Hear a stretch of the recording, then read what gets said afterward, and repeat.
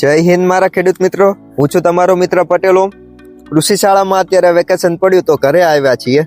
કૃષિ શાળાની અંદર આપણે ખેતી તો કરીએ જ છીએ, પ્રાકૃતિક ખેતી, પણ અત્યારે થોડાક દિવસ પછી તેનો વિડીયો આવશે આપણે શું કરીએ. પણ અત્યારે ઘરે આવ્યો તો શું ચાલે છે અમારા ખેતરમાં તે તમને દેખાડું. આ છે મારા દાદા. દાદા, તો હવે આપણે આ ખેતરની અંદર શું કરવાના છીએ? આપણા ખેતરની અંદર અત્યારે રીંગણીનું વાવેતર કરવાનું છે. તો એના માટે મેં 2 વીઘા જમીન તૈયાર કરી છે. એ 2 વીઘા જમીનની અંદર અજીત શાંડો ની જાત મારે કરવાની છે રીંગણ માટે. તો એની અંદર વેરાયટી સારી આવે છે અને વધારે પ્રમાણમાં એમાં ઉતરે છે. એમાં રોગ પ્રતિકારક શક્તિ વધારે હોય છે છોડની અંદર. તો એના માટે મેં બિયારણ પસંદ કર્યું છે અને એ બિયારણ અમારે આણંદથી લાવવાનું છે. તો મિત્રો, કાલે જમવાના છીએ તેનું ધરું લેવા માટે રીંગણનું, અને અત્યારે આ ખેતરમાં પાણી આપો છો જેથી કાલે વાવણી માટે સહેલું રહે. એટલે કાલે અમે 4 વાગે અહીંયા આવીએ પછી અમારે રોપણી ચાલુ કરવાની છે. આની અંદર પાયાની અંદર અમે એએસપી ખાતર આપ્યું છે.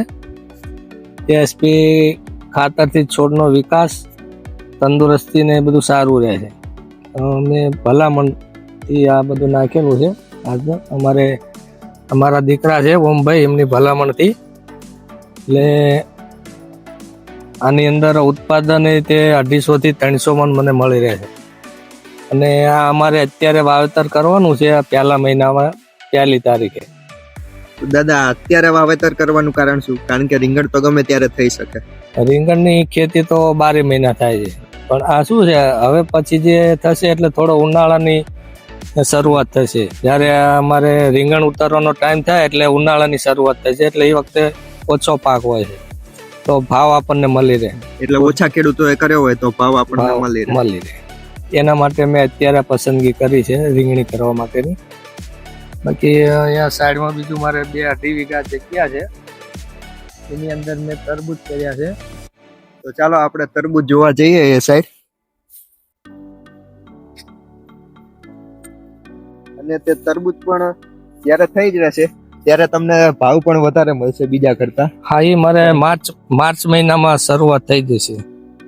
લોકો થોડાક મોડા તરબૂચ વાવતા હોય છે, જે ફૂલ સિઝન હોય ત્યારે ઘણા બધા ખેડૂતો વાવે છે, એટલે તેનું ઉત્પાદન વધુ હોય તેથી માર્કેટમાં ભાવ ઓછો હોય છે.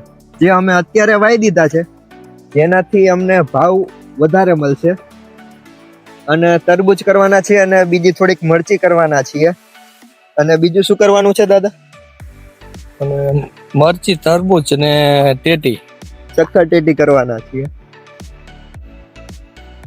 તો ખેડૂત મિત્રો, આપણે પેલા આ ખેતરની અંદર ડાંગર હતી જે કાઢીને આપણે તરબૂચ વાવેલા છે. તરબૂચના આ રીતે બેડ બનાવેલા છે.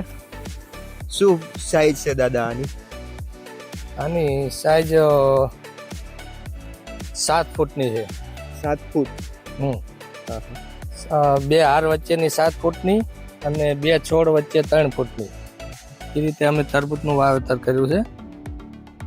ને આની અંદર અમે 2 વીઘામાં 4 પડી વાવી છે. સાઈડનું ખેતર છે જેની અંદર આપણે મકાઈ વાવવાની છે. હા, અમને 2 દિવસમાં મકાઈ વાવી પણ દેશું. અમને બેડ બનાવવામાં થોડીક તકલીફ પડી છે, એટલે બેડ બનાવવાનું અમે બંધ રાખ્યું. પછી અમે ખાલી પાળા ઉપર કરી દીધું. બેડ બનાવ્યા હતા પણ તેમાં લીલી જમીન પડી, કારણ કે અમારી જમીન છે કાળીભો છે, તેનાથી કાયમ થોડુંક પાણી આપો ને સંઘરી રાખે છે. તેનાથી અમે પછી ડાયરેક્ટ જ આપણે વાવી દીધા.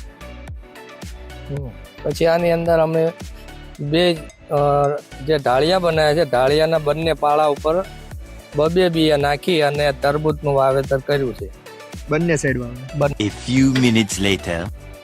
તો ખેડૂત મિત્રો, હજુ અમે ગામમાં પહોંચ્યા હતા અમારા, ત્યાં અમને અમારું ટ્રેક્ટર દેખાઈ ગયું છે. ત્યાં દાદાના ભાઈ બીજી વાડીથી રીંગણા લઈને આવ્યા છે. આ 12-13 કિલો જેવા રીંગણા છે, એકદમ મસ્ત છે.